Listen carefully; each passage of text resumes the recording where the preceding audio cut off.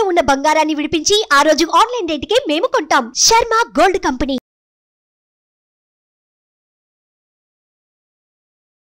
నమస్తే, welcome to Suman TV. నేను మీ Yamini.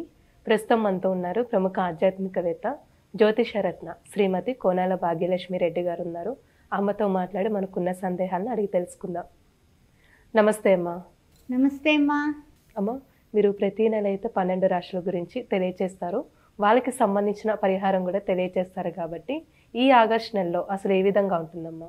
August నెల అంటేనే శ్రావణ మాసం. శ్రావణ మాసంలో ఏ విధంగా ఉంటుంది? ద్వాదశ రాశుల వారికి చాలా ఆనందంగా వాళ్ళకి జరిగేటటువంటి శుభ పరిణామాల గురించి మనం ద్వాదశ రాశుల వారికి చెప్పుకుందాం. మాస ఫలాలు కార్యక్రమానికి స్వాగతం, సుస్వాగతం. అయితే ద్వాదశ రాశుల వారికి ఏ విధంగా ఉంది? గ్రహాల యొక్క స్థితిగతుల్లో మార్పులు చేర్పులు తెలుసుకుందాం. మరి చూసినట్లయితే మనకి 5వ తారీఖున బుధుడు వక్రగతిన వెళ్తున్నాడు.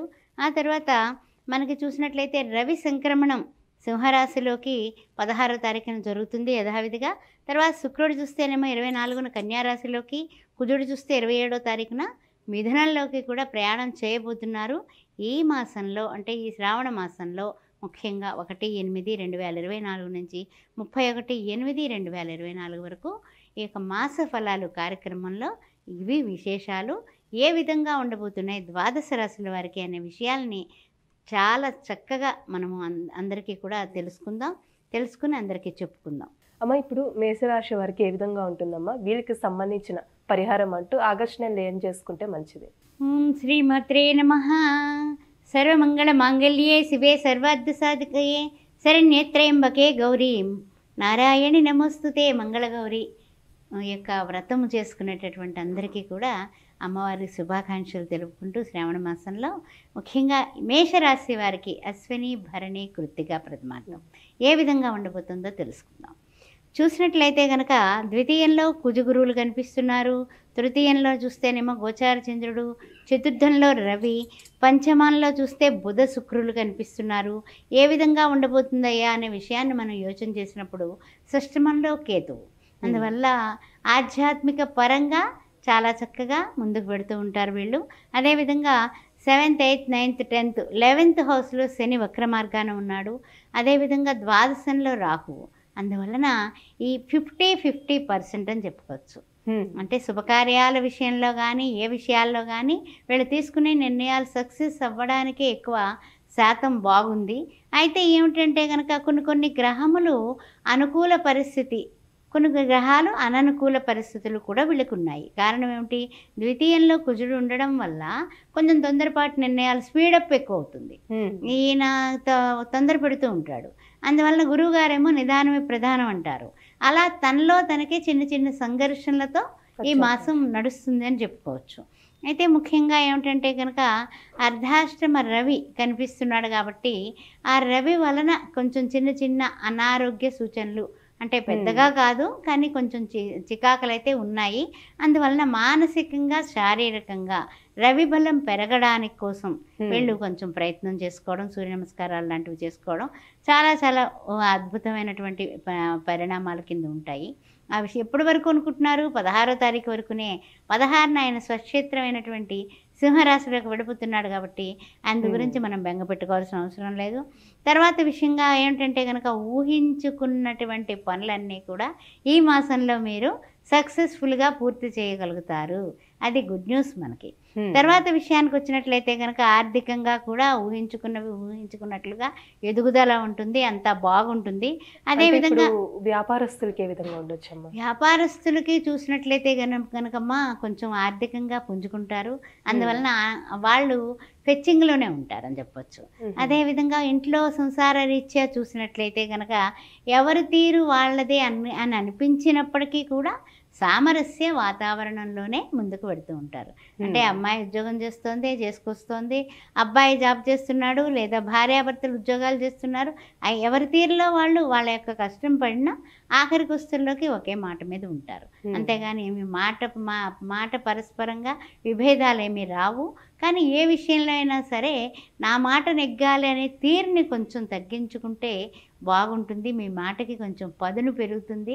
ద్వితీయంలో కుజుడు ఉండడం వల్ల ఆ విషయంలో జాగ్రత్త వహించండి. అంటే ఇప్పుడు విద్యార్థులకు కానీ ఉద్యోగస్తులకమ్మా విదేశీయానం ఉందంటారా ఆగస్టు నెలలో? విదేశీయానం కొంచెం ఏమిటంటే కనుక ఆగస్టు నెలలో గట్టి ప్రయత్నం చేసి కొంచెం డబ్బు ఎక్కువ ఖర్చు పెడితే విదేశీయాన ప్రయత్నాలు విద్యార్థులకు ఫలించే సూచనలు కనపడుతున్నాయి. అందువలన కాస్తంత గట్టిగా పట్టుబట్టాలి. డబ్బు కూడా మంచిగానే ఖర్చు అవుతుంది, ఆ విషయం గుర్తుపెట్టుకోండి. తర్వాత విషయానికంటే ఇతరుల ప్రమేయం లేకుండా ఇండిపెండెంట్గా మీరు తీసుకునే నిర్ణయాలు వృత్తుల్లో కానీ, ఉద్యోగాల్లో కానీ, వ్యాపారంలో కానీ, ఒకవేళ మీ ఇంట్లో కానీ మీ స్వయం కృషితో మీరు తీసుకునే నిర్ణయాలు సక్సెస్ఫుల్ అవుతాయి, ఆ విషయం గుర్తుపెట్టుకోండి. అందువలన మీరు ఎప్పుడూ కూడా మీరు స్వయంగా తీసుకోండి నిర్ణయాలు, చాలా ఎక్సలెంట్గా మీరు ముందుకు పెడతారని చెప్పొచ్చు. అదేవిధంగా కొంచెం ఏంటంటే కనుక ఇతరులు ప్రమేయం కానీ, ఇతరులు సలహాలు కోర్టు వ్యవహారాలు అయి ఉండొచ్చు, లేకపోతే ఏదైనా సరే ఇచ్చిపుచ్చుకునే కార్యక్రమాలు, రియల్ ఎస్టేట్ రంగంలో ఉన్నవాళ్ళు, ఇలాంటిది ఎలా ఉంటుందంటే కనుక అవతల వాళ్ళ మాట మనం వింటం మొదలు పెడితే వాళ్ళకు తోచింది వాళ్ళ ఆలోచన తీరులో చెప్తారు. దానివల్ల మనము మన స్వయం నిర్ణయాలు తీసుకోకపోవడం వల్ల లాస్ అయ్యే పరిస్థితులు ఉన్నాయి.